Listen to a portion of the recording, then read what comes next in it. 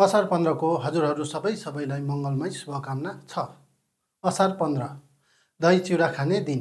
यो दिन केवल एउटा मिति होइन, हाम्रो परम्परा र पुर्खाहरूले मनाउँदै आएको पर्व हो।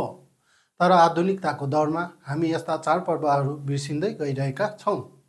विशेष गरी सहरका नयाँ पुस्ताहरूलाई असार 15 को महत्त्व थाहा नहुनै सक्छ। त्यसैले यो भिडियोमा असार 15 र दही चिउराको कथा र महत्त्व सजिलोसँग बुझाउने कोसिस गर्दैछु। च्यानललाई सब्स्क्राइब गर्नुभएको छ भने सब्स्क्राइब गरिदिनु होला अनि घन्टी पनि दबाइदिनु होला, किनभने यस्तै जानकारीमूलक भिडियोहरू अपलोड गर्दा तपाईँकोमा नोटिफिकेसन पुग्ने छ। नमस्कार, म मणि बान्तावा हजुरहरू सबैलाई स्वागत गर्दछु। दही चिउराको परम्परा कहिलेदेखि सुरु भयो त? यो परम्पराको ठ्याक्कै इतिहास त कतै लेखिएको छैन, तर कृषि विज्ञहरू र संस्कृति कर्मीहरू भन्छन् जबदेखि धान खेती सुरु भयो त्यही बेलादेखि नै दही चिउरा खाने चलन पनि सुरु भएको हुन पर्छ। यो परम्परा सायद 100औं वर्ष वा हजारौं वर्ष पुरानो हुन सक्छ। असार 15 मा धान रोपाइको काम बिहानैदेखि सुरु हुन्छ। खेतमा घाम, हिलो र मेहनतले किसानहरूको शरीर थाकेको हुन्छ। यस्तो बेला उनीहरूलाई यस्तो खाना चाहिन्छ जो सजिलै तयार होस्, स्वादिलो होस् र शरीरलाई तुरुन्तै ऊर्जा दियोस्। दही चिउराको जोडी यस्तो अवस्थामा पर्फेक्ट हुन्छ। चिउरालाई भिजाउनु पर्दैन, पकाउनु पर्दैन र दही त घरमै बनिरहेकै हुन्छ।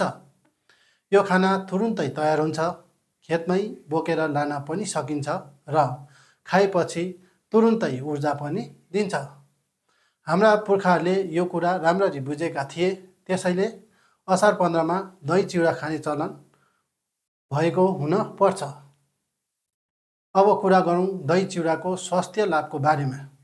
यो परम्परा केवल रमाइलो होइन, यो त वैज्ञानिक दृष्टिकोणले पनि एकदमै सान्दर्भिक छ।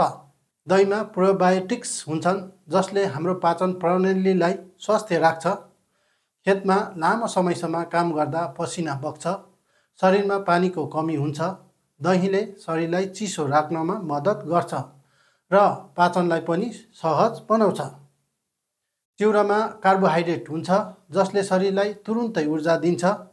खेतको मेहनतले थाकेको शरीरलाई चिउराले तुरुन्तै शक्ति प्रदान गर्छ। नेपाली संस्कृतिमा दहीलाई शुभ सङ्केतको प्रतीक पनि मानिन्छ। कुनै नयाँ काम सुरु गर्नु अघि दही खाने चलन छ, किनभने दहीले शान्ति, समृद्धि र सकारात्मक ऊर्जा ल्याउँछ भन्ने हामी विश्वास गर्छौँ। असार 15 मा धान रोप्ने काम सुरु हुन्छ, जुन किसानहरूका लागि वर्षको सबैभन्दा ठुलो काम हो। यो दिन दही चिउरा खाएर धान रोपाइ सुरु गर्नुको अर्थ हो यो वर्ष राम्रो धान फलोस्, बाली राम्रो होस् र समृद्धि आओस्।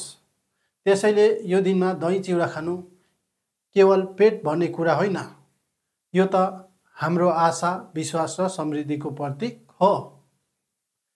असार 15 केवल एउटा मिति होइन, यो हाम्रो संस्कृति, हाम्रो पहिचान र हाम्रो गर्वको प्रतीक हो। यो भिडियो कस्तो लाग्यो पक्कै पनि कमेन्ट्समा लेखिदिनु होला। साथै च्यानललाई सब्स्क्राइब गरिदिनु होला अनि घन्टी पनि दबाइदिनु होला, किनभने यस्तै जानकारीपूर्ण भिडियोहरू अपलोड गर्दा तपाईँको नोटिफिकेसन पुग्नेछ। फेरि अर्को भिडियोमा भेटौँला। धन्यवाद।